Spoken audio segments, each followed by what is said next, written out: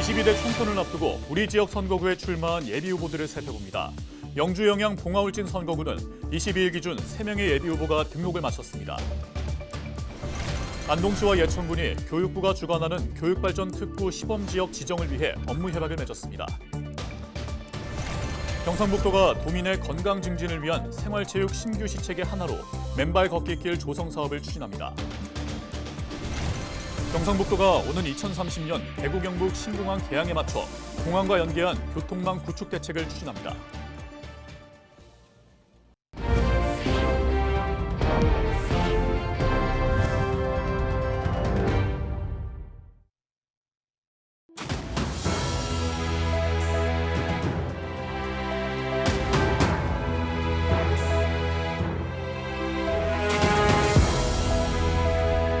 시청자 여러분 안녕하십니까?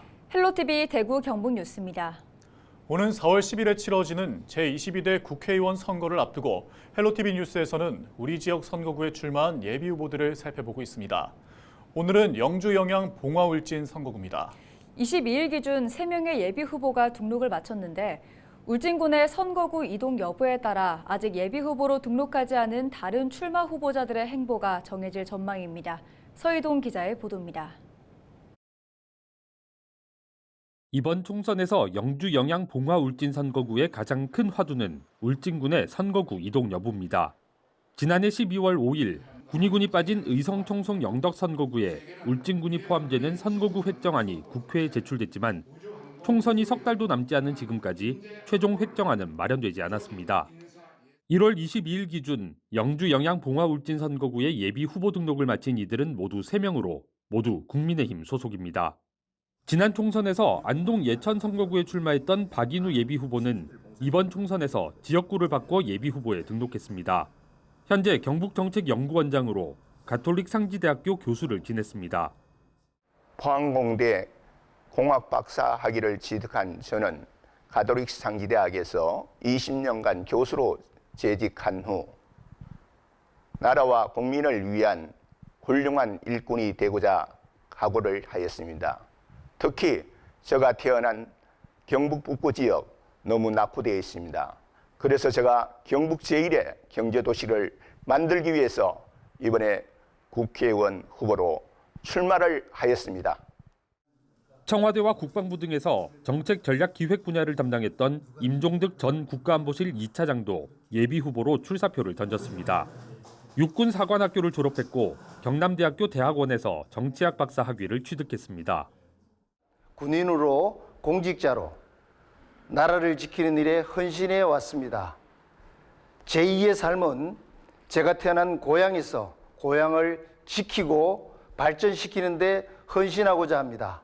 지금까지 살아오면서 쌓았던 제 경험과 인적 네트워크를 최대한 활용하여 영주, 봉화, 영양, 울진 지역이 겪고 있는 경제활동 침체와 인구 감소 문제를 해결하겠습니다. 국민의힘 중앙윤리위원장을 지낸 김관하 예비후보도 명부에 이름을 올렸습니다. 서울대학교 사법학과를 졸업했고 김앤장 법률사무소에서 기업과 경제 분야 변호사로 활동했습니다. 지금 우리 지역은 인구 소멸의 위기에 직면해 있습니다. 이러한 위기를 근본적으로 해결하기 위해서는 젊고 역동적인 리더십이 필요합니다. 저는 이러한 리더십을 갖추기 위해 김앤장 법률사무소에서 전문가로서 기업 전문가로서의 역량을 쌓아왔고 국민의힘 중앙윤리위원장으로서 당을 혁신한 경험을 가지고 있습니다. 영주 영양 봉화울진 선거구의 최대 변수로 꼽히는 것은 현역인 박형수 의원의 거취입니다. 박 의원의 고향인 울진군이 어떤 선거구에 포함되느냐에 따라 지역 선거 판도에 큰 영향을 줄 것으로 보입니다. 헬로티비 뉴스 서희동입니다. 안동시와 예천군이 교육부가 주관하는 교육발전 특구 시범지역 지정을 위해 업무 협약을 맺었습니다. 이번 협약식에는 안동시와 예천군을 포함해 교육계와 대학, 공공기관, 기업체 등 20개 기관이 참여해 인재 양성 시스템 구축과 지역 정주 여건 개선 등 다양한 분야에서 공동 대응하기로 했습니다. 교육발전 특구는 각 지자체와 교육청, 대학, 기업, 지역 공공기관 등 지역의 주체가 공교육 발전을 위해 협력하고 우수인재 양성에서부터 지역 정주까지 지원하는 정책으로 지방시대 4대 특구 정책 중 하나입니다. 안동시와 예천군은 최근 선정된 국립안동대와 경북도립대의 글로컬 대학 30과 경북도청 신도시 개발이라는 이점을 살려 지역 여건을 반영한 상생형 교육발전 전략으로 특구 지정을 추진할 방침입니다. 경상북도가 도민의 건강 증진을 위한 생활체육 신규 시책의 하나로 맨발 걷기길 조성 사업을 추진합니다. 우선 김천과 안동, 영주에 사업비 4억 원을 투입해 새로운 맨발 걷기길을 조성하고 구미와 청송에는 사업비 1억 2천만 원을 투입해 개보수 사업을 지원합니다. 경상북도는 이번 시범 사업을 시작으로 22개 시군별로 특색에 맞는 대표 맨발 걷기길을 조성한다는 계획입니다.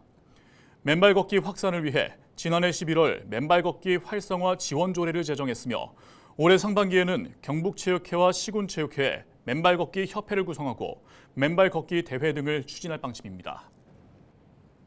경상북도가 오는 2030년 대구 경북 신공항 개항에 맞춰 공항과 연계한 교통망 구축 대책을 추진합니다. 이를 위해 교통 분야 전문가와 각 시군 도로 철도팀장 등으로 TF팀을 구축하고 교통망 확충을 위한 밑그림을 그릴 계획입니다.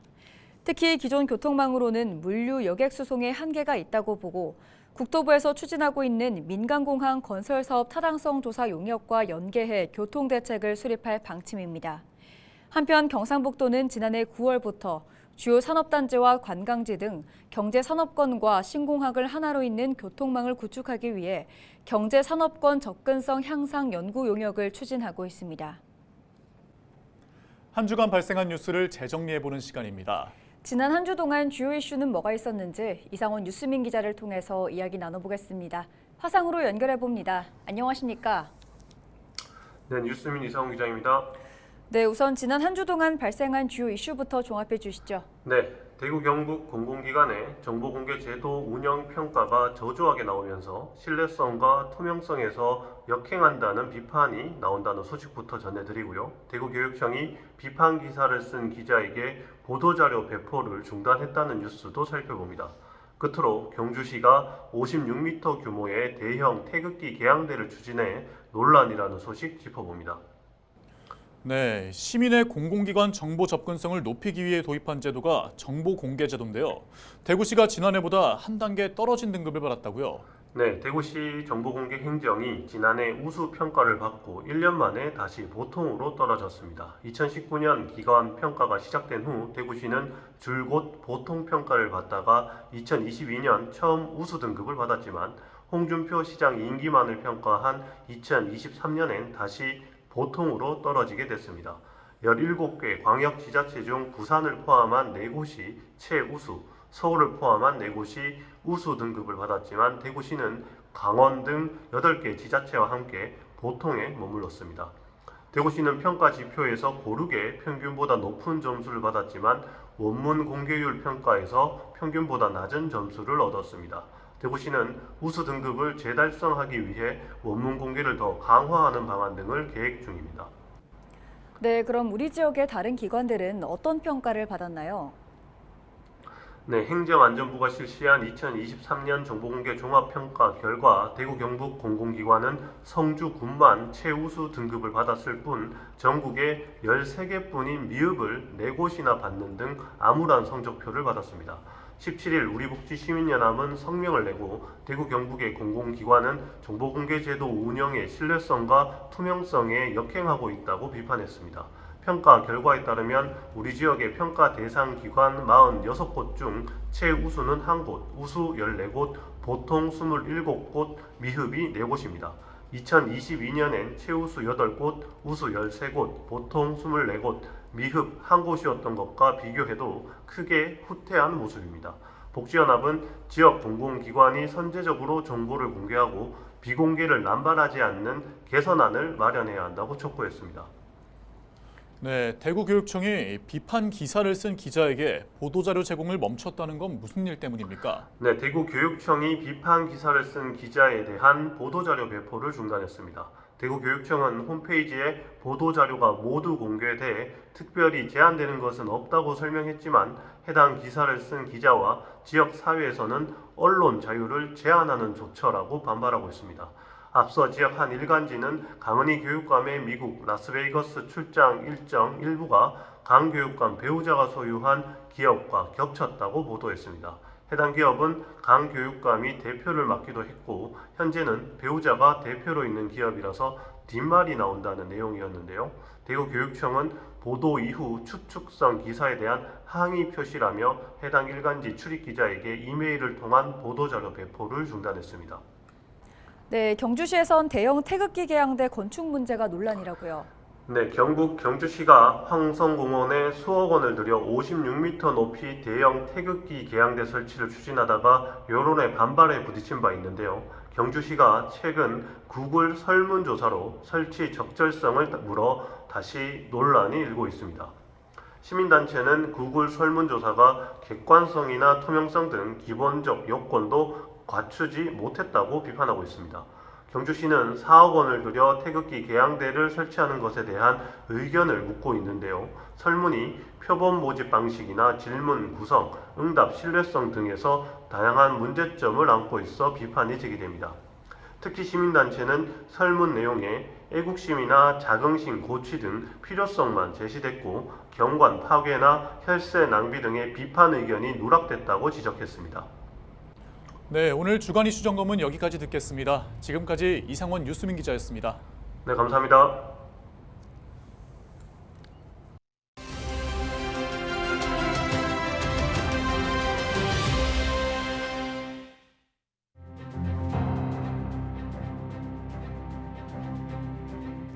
(2024) 강원 동계 청소년 올림픽이 지난 19일 개막해 강릉과 평창 등 강원 지역 곳곳에서 열리고 있습니다. 2024 강원 동계 청소년 올림픽 대회를 숫자로 알아보도록 하겠습니다. 먼저 1위입니다. 2024 강원 동계 청소년 올림픽 대회는 아시아에서 유치하는 첫 번째 동계 청소년 올림픽 대회입니다. 지금까지 3차례 대회가 모두 유럽에서 열렸는데요. 2012년 오스트리아 인스부르크에서 열렸고 2016년에는 노르웨이 릴레함메르에서 2020년에는 스위스 로잔에서 열렸습니다. 다음으로 1518 동계 청소년 올림픽 대회에 참가 가능한 선수들의 나이는 15세에서 18세입니다. 대회가 4년마다 열리기 때문에 인생에서 딱 한 번 참여할 수 있겠죠. 선수들에게는 그만큼 의미 있는 대회가 될 것입니다. 이번 대회에는 80여 개 나라에서 1,900여 명의 청소년 선수가 참가해 역대 최대 규모로 치러지고 있습니다. 다음 숫자는 2입니다. 이번 대회는 지난 2018 평창 동계올림픽 대회의 유산 위에서 열립니다. 2018년 사용된 기반 시설들을 활용하면서 비용 절감 효과를 거두는 동시에 올림픽 선수들이 뛰었던 경기장에서 청소년 선수들이 대회를 치르면서 그 의미를 더하고 있습니다. 이번 대회는 지난 19일 열렸던 개회식을 제외한 모든 경기를 무료로 관람할 수 있습니다. 다만 인터넷으로 사전 예약을 해야 하는데 대부분의 경기가 높은 예매율을 보이고 있으나 지난 주말 좋지 않은 기상 여건으로 인해 관람을 포기하는 노쇼가 많이 발생하면서 대회 조직위는 현장 발권을 확대하기로 했습니다. 2024 강원 동계 청소년 올림픽 대회는 오는 2월 1일까지 평창과 강릉, 정선과 행성에서 대회가 진행됩니다. 많은 관심 부탁드립니다. 데일리 브리핑이었습니다.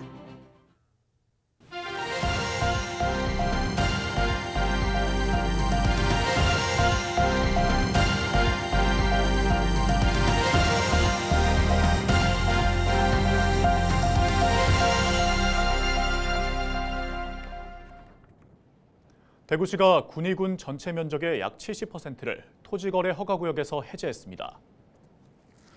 해제되는 면적은 총 423.9제곱킬로미터로 소보면이 56.9제곱킬로미터, 우보면 31.4제곱킬로미터 등이 해제된 가운데 군위읍만 기존 허가구역 지정을 유지했습니다. 대구시는 이번 조정이 지난 11일 발표한 군위군 도시공간개발 종합계획에 따라 땅값 불안정과 투기 가능성이 낮은 지역을 토지거래 허가구역에서 해제하고 개발 계획을 성공적으로 추진하기 위한 조치라고 밝혔습니다. 대구시는 지난해 7월 군위군의 대구시 편입에 따라 토지의 투기적 거래와 땅값 상승을 예방하기 위해 군위군 전체에 대해 토지거래 허가구역으로 지정했습니다. 이상으로 뉴스를 마칩니다. 함께해 주신 여러분 고맙습니다.